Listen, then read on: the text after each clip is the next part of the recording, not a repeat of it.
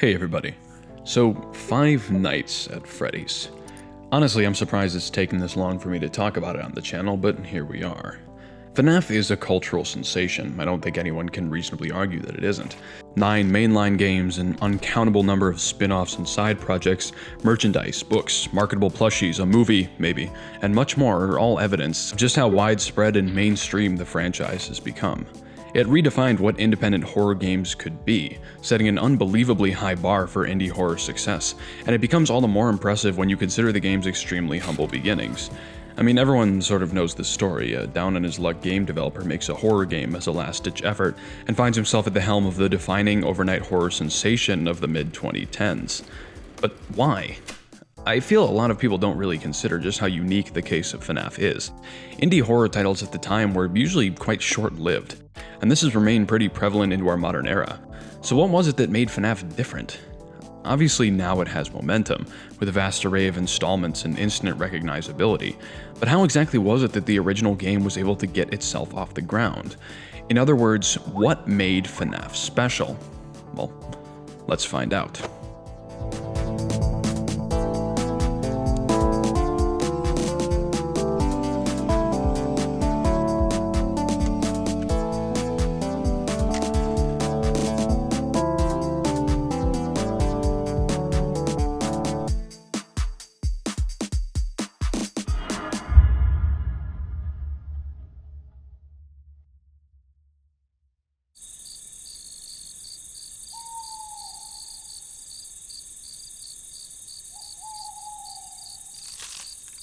What is fear?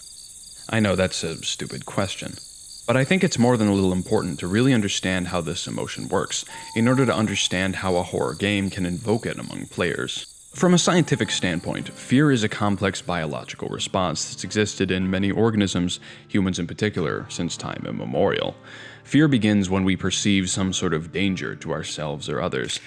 It can be literally anything, real or imagined, imminent or far off, just as long as it seems to pose some sort of threat that needs to be addressed. This acknowledgement of a threat triggers something deep within our subconscious, causing our bodies to begin reacting in a multitude of ways. Our heart rate and breathing speed up, chemicals are released into our bloodstream, we start to sweat, and so on and so forth. All of this is in preparation for one of 3 courses of action we can take to avoid the danger. You probably know this as the fight, flight, or freeze response. While each of these methods are unique, each serves generally the same purpose, to get you out of harm's way and back into a safe environment. Now, this acute fear response isn't something the average person will encounter in their day-to-day life. Far more common are what are called chronic stressors, long-term, usually low-level sources of fear or anxiety like an approaching deadline, a world event, or an uncertain relationship. Generally, the effects of something like this are negative. They can have debilitating effects on your health, cause you to feel tired, and drastically affect your mental health as well. The world we currently live in is one where this type of dreary, long-term stress is the norm, and we rarely experience a true fear response. So it's no surprise people have turned to horror.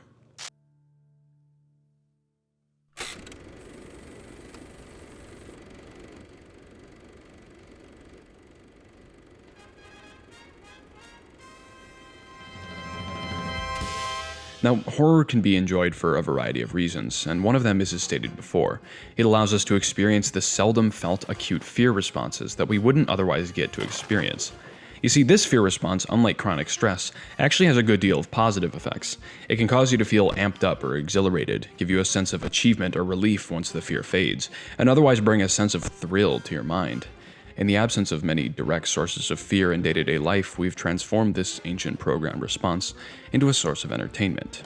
Now, obviously, when consuming horror media, your thinking mind understands it isn't real, but very often, if the story, visuals, sounds, or other elements are compelling, it can be enough to partially trick your mind into believing for a moment that the threat is real, creating a unique sense of excitement. With horror games, this can be even further felt. It deepens the illusion, allowing players to feel as if they're actively participating in the dangerous or frightening events on screen, and the more immersed a player becomes, the stronger the fear response can be. There's a reason why virtual reality horror titles like Phasmophobia have seen enormous success in recent years. Feeling like you're actively taking part in dealing with the game's threat can amplify the thrill of fear to higher levels. But equally as important is to keep the fear response novel and fresh.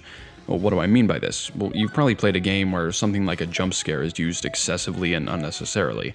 After a while, it just stops being scary, right? As human beings, we're programmed to understand and adapt to threats, and in the realm of horror media, it means we very quickly grow used to the techniques used to scare us.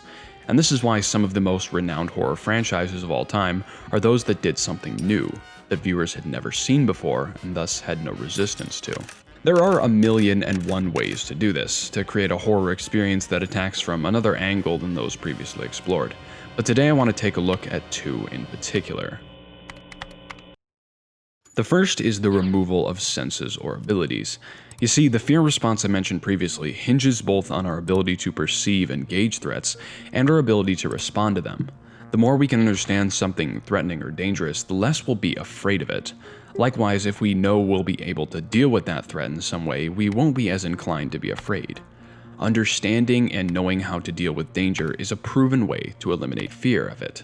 So, in an effort to maximize fear, horror game devs instead work to stifle the player's ability to do these things. Senses are usually the easier of the two. There's a reason that the dark is such a fundamental and long-held horror element. Simply put, when something's in the dark, we can't see it as clearly, we have a harder time understanding where it is or what it's doing, and we just can't get a read on it or how dangerous it really is. The result being that our fear of it is increased. The other side of the coin, our ability to respond to threats, can be inhibited as well. Many horror games feature enemies that can't be defeated through conventional means, or enemies that are otherwise difficult to deal with in a manner a player would expect. This leads to a sense of helplessness, an inability to deal with or diffuse whatever is causing us fear.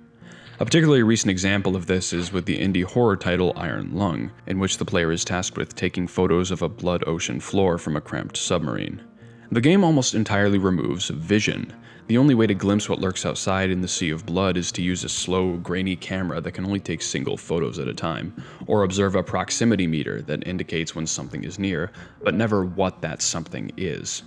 Based on the sounds the player hears, the game's narrative, and the overall atmosphere, the player is certain that something extremely dangerous is out there, but the game fundamentally prevents the player from knowing for sure, giving only tiny snapshots of the ocean floor and subtly hinting at a greater danger. Unable to truly understand what danger they face, the player's mind automatically fills it in with whatever frightens them the most. If these factors are used well, a horror dev can create an experience in which a player can neither understand what's hunting them, nor conceivably deal with it when the inevitable confrontation occurs, engendering an environment that jacks up the fear response dramatically. But there's one more technique I'd like to talk about, one that can be used concurrently with this one, giving the player tasks. It's easy to slip into a state of focus when one's sole objective in a horror game is to survive. If the only goal is to somehow escape, solve puzzles, or defeat an enemy, the player has a clear and straight-shot understanding of what they must do. This helps the player feel more in control and can diminish the fear response. Now, a good deal of older horror games make use of this, and with many of them, like early installments of the legendary Resident Evil franchise, this works very well, due to the fact that the gameplay is tailored for it, and the story and atmosphere deliver much of the horror experience. But with shorter, more gameplay-oriented titles, this isn't particularly effective. So the player is given tasks. Now, while constantly being on the lookout for danger, the player must also do something. Simpler approaches might be something like gathering items, while more complex ones might include managing some sort of resource. Now the player has more on their mind.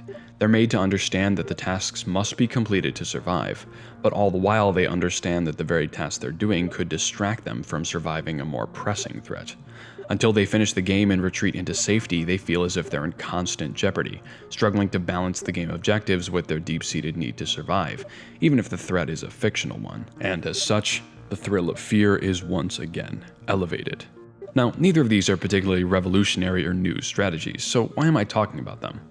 Well, once again, understanding these is crucial to understanding just how FNaF was able to do what it did.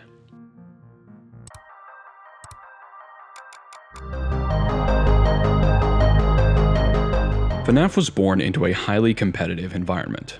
The early to mid-2010s were an era in which horror games flourished, with titles like Amnesia, PT, I'm Scared, and even Slender growing even more popular than they'd normally be able to thanks to the growing arena of YouTube horror Let's Plays. For a horror game to prosper in this creative time, it needed to either stun players with an amazing gameplay experience, or show them something they'd truly never seen before. Furthermore, it's important to understand that at this time, FNAF's sole developer Scott Cawthon had never actually created a horror title before. He had little hope of creating something in the same vein as horror games of the time, and he'd need to compete with AAA franchises and experienced development teams. So instead, he opted to create something wholly unlike anything currently on the scene. Note that I'm going to be referring specifically to the original 2014 FNAF game. I won't be touching any of the future releases. Now, FNAF is not a complex game. Graphically, technically, and thematically, it's pretty stripped back, and took Cawthon only 6 months to make, doing game design as a hobby. Where it excels is the execution of its simple gameplay, mechanics, and well-designed atmosphere. FNAF does this, I believe, in two very significant ways, which, as you can probably expect, generally follow the two methods I described previously, just delivered in an extremely novel way. You see, FNAF isn't quite what it seems. On the surface, it resembles a survival horror game, with its time objective and ever-present threats in the form of animatronics. But when you strip it back, FNAF plays like a resource management game. It's understandable, since around the time of creation, Scott had been creating a number of strategy and management games, but in FNAF you have one primary resource, your power. You have a constant read on how much you possess, you're told how much you're using at any given time and what actions contribute to this, and you're made firmly aware that running out of power equates to an almost certain game over. But you have other smaller issues to manage as well.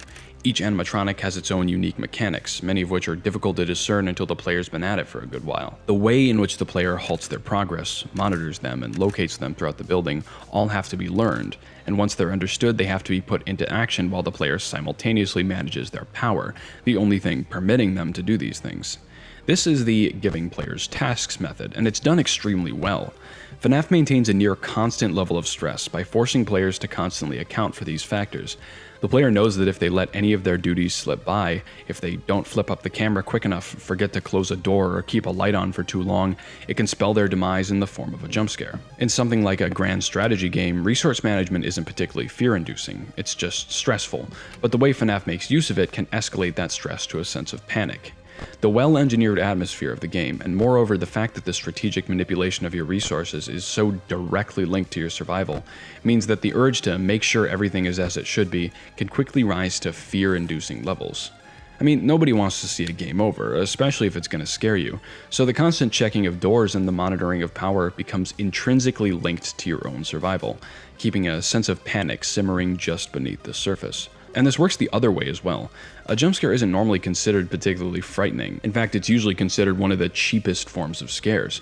But because there's so much buildup, because you spend so much time and effort ensuring it doesn't happen, yet waiting for it to occur, the shock is amplified exponentially when it inevitably does happen. This starts a sort of feedback loop in which the player is constantly, stressfully managing their resources to avoid a jump scare, and fearing said jump scare because of how much frantic effort they've put into avoiding it.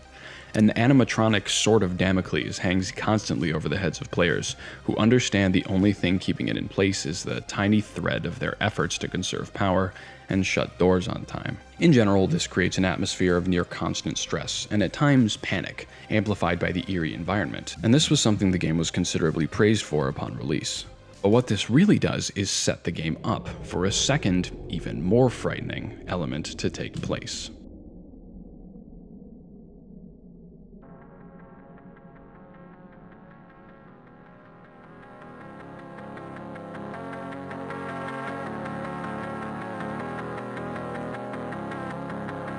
See, earlier I talked about games like Iron Lung, which take away your ability to assess threats and thus create a fear of the unknown.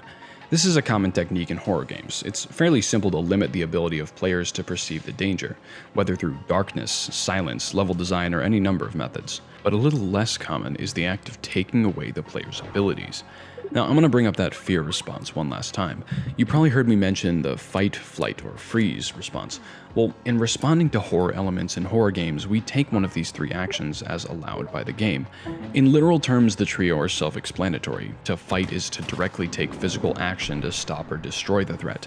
To take flight is simply to run away to safety. And to freeze, when neither of the previous two are viable, is simply to remain in place, hoping the danger moves on. These can be abstracted to apply more to our daily lives, where a predator isn't a likely occurrence, but something like a stressful work environment is. The fight response is an individual taking direct action to defuse the danger, generally done when the individual believes they can handle the danger if they attack it head on. The flight response often results from the opposite evaluation. A person sees a danger they don't believe they can deal with directly, and they remove themselves from the danger by any means possible. The freeze response is simply to do very little, to avoid taking many steps in either direction, and to hope that the danger eventually dissipates on its own. Let's take a look at how each of these are employed in horror games. Games that stimulate the fight response are generally the least effective. If a game gives you the option and the motive to fight back against and potentially defeat the threat, it loses much of the fear it would normally invoke. While we still experience some thrill, we're far less likely to fear something we know or believe we can destroy. To use a particularly ironic example, in FNaF's most recent installment, Security Breach, the player is given a weapon that can instantly stun the attacking animatronics and never runs out of ammo. Many players agreed that this immediately lowered the game's tension.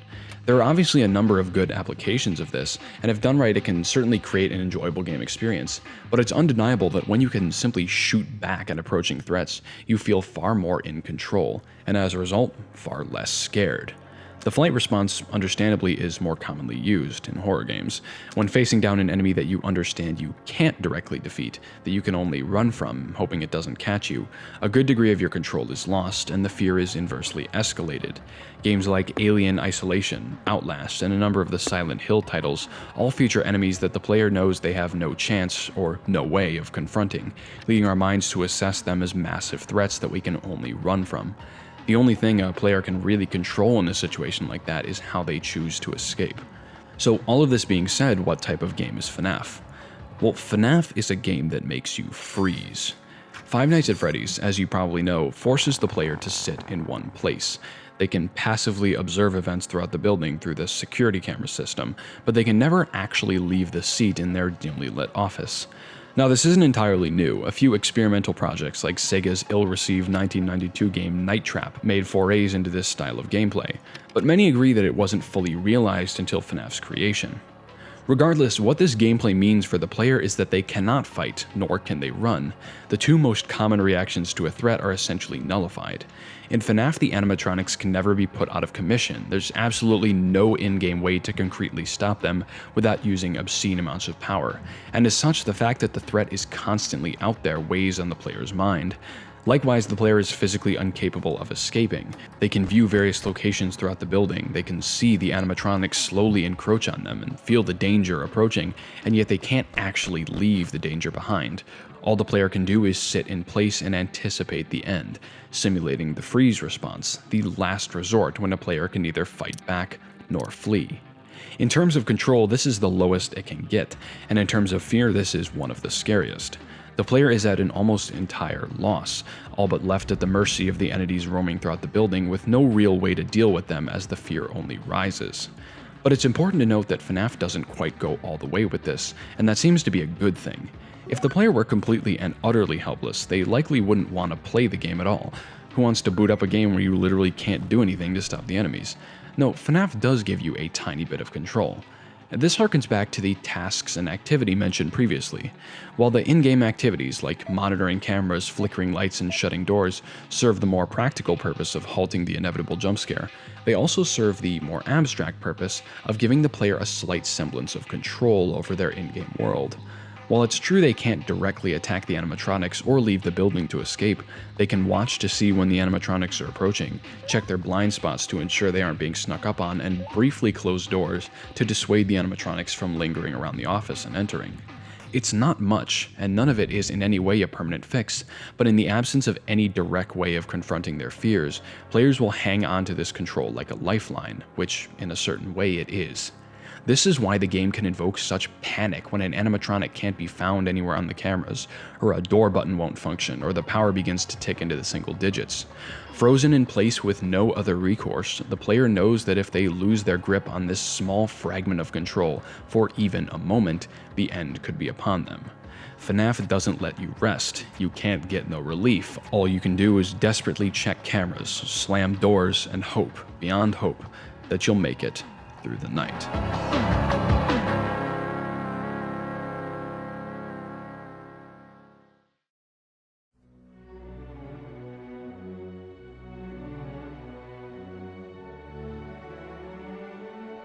Obviously, this isn't everything FNaF did to create an engaging and frightening horror environment. The game has long been praised for its atmosphere, combining an eerie soundscape with simplistic but disturbing visuals.